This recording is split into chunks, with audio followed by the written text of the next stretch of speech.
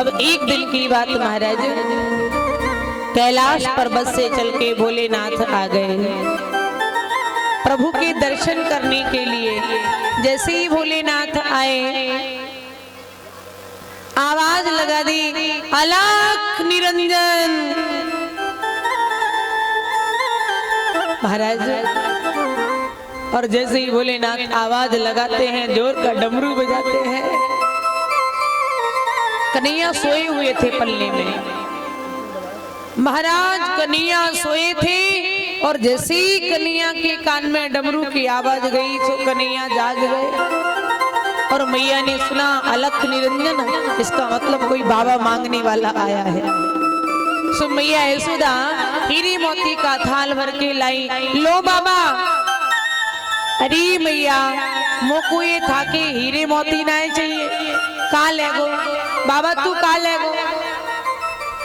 अरे मैया मैं कैलाश से चल के आया हूँ तेरे लाला के दर्शन करने के टाइम, एक बार अपने लाला के दर्शन मुझको करा दे।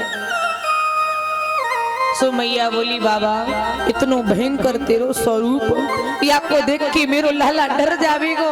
ए बाबा मैं आपको अपने लाला के दर्शन ना कराऊं, जाओ यहाँ से। मैया ने भगा दिया भोलेनाथ को। अब कन्हैया इधर पालने में लेटे लेटे सारा दृश्य देख रहे थे।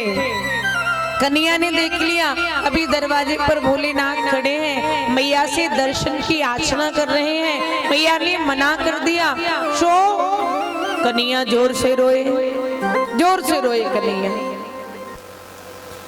मैया दौड़ के आई, अरे कहाँ भयो ये लाला काहे को रोने लगो। सो मैया ने कन्हैया को गोद में उठाया, लेकिन कन्हैया नहीं चुपते, मैया चुपाती। कन्हैया जोर जोर से रो रहे, जोर जोर से रो रहे। इतनी जोर से रोई कन्हैया, इतनी जोर से रोए कि सारे गोकुल में हल्ला मच गया। महाराज आज तो ना जाने यशोदा को लाला काहे के लिए रो रहे हो, क्यों रो रहा है। सारी अड़ोसने पड़ोसने गोपियां आ गई, यशोदा कहाँ भयो, ये लाला चुपता क्यों नहीं है, क्यों रो रहा है। सो यशोदा बोली, ना जाने कहाँ भयो, अभी तो पल्ला में लेटा लेटा सो रहा था, अचानक से ही रोने लग गया। सो गोपी बोली, मैया मुझको ऐसो लगे जैसे आपको नजर लगी हो, या को काऊ गुजरिया की नजर लगी है। एक काम करो मैया, यहाँ की नजर झरवाओ। नजर कौन झारेगो। अरे मैया आज हमारे गोकुल में एक बाबा आए हैं, बाबा, उन बाबा को बुलाओ, वो बाबा हमारे लाला की नजर झाड़ देंगे। सो मैया बोली, जाओ तुम उन बाबा को लेके आओ। ये गोपी दौड़ती दौड़ती गई, बाबा बाबा चलिए। महादेव से बोली, हे बाबा चलिए, आपको मैया यशोदा की लाला की नजर झाड़नी है। शिव जी यही सोच रहे थे कि कैसे दर्शन मिले हमको भगवान के, और जैसे सुना नजर झाड़नी है यशोदा के लाला की, सो महादेव आए। मैया यशोदा ने कहा, बाबा हमारे लल्ला की नजर झाड़ दो। भोलेनाथ ने कहा, देवी नजर तो झाड़ दूंगा, लेकिन मुझे किसी दूसरे की गोद में नजर झाड़नी नहीं आती। आप अपने लाला को हमारी गोदी में दो, तभी मैं नजर ठीक कर पाऊंगा। सो मैया बोली, नाना बाबा आपके हाथ में नहीं दूंगी, इतना भयंकर विकराल स्वरूप है आपका, हमारा लाला और डर जाएगा, दूर से झाड़ दो। महादेव ने कहा, दूर से झाड़ना नहीं आता, अगर नजर धरवानी तो हमारी गोदी में दे दो। इधर कन्हैया रो रहे थे, सो मैया ने डरते डरते कन्हैया की नजर झरवाने के लिए भोलेनाथ की गोद में दिया। अब जैसे ही भोलेनाथ की गोद में कन्हैया गए, सो कन्हैया का रोना बंद, हंसना शुरू। कन्हैया जोर जोर से हंसे, जोर जोर से, और जैसे ही कन्हैया जोर जोर से हंसते हैं, सो मैया बोली,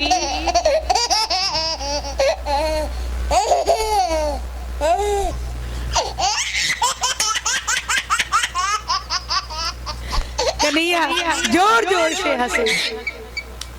मैया बोली, बाबा अब तो नजर ठीक हो गई मेरे लाला की, लाओ लाओ मेरा लाला मुझे दे दो, इसकी नजर ठीक हो गई। सो मैया को दे दिया।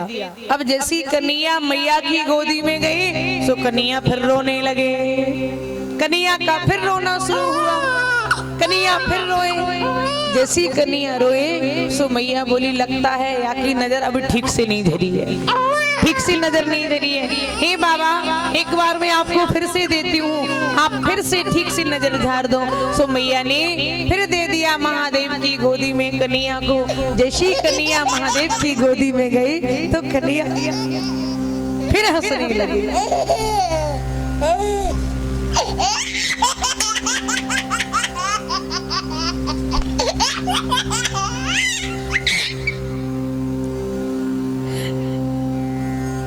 कन्हैया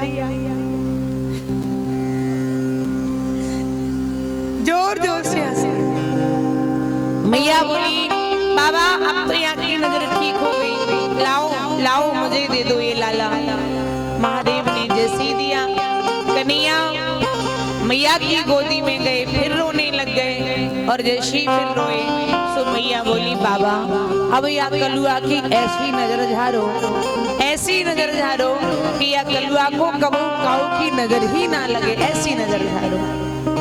शिव भोलेनाथ ने अपनी गोद में कन्हैया को लिया और बोले मैया अगर आप चाहते हैं आपके लाला को कबू काऊ की नजर ना लगे तो एक काम करो मैया, अपने आंगन में एक महादेव का मंदिर बनवाओ, भोलेनाथ का मंदिर बनवाओ और अपने लाला को स्नान कराने के लिए जब भी जल ले जाना तो महादेव की पिंडी के ऊपर से निकाल के ले जाना, तो आपके लाला को कभी किसी की नजर नहीं लगेगी।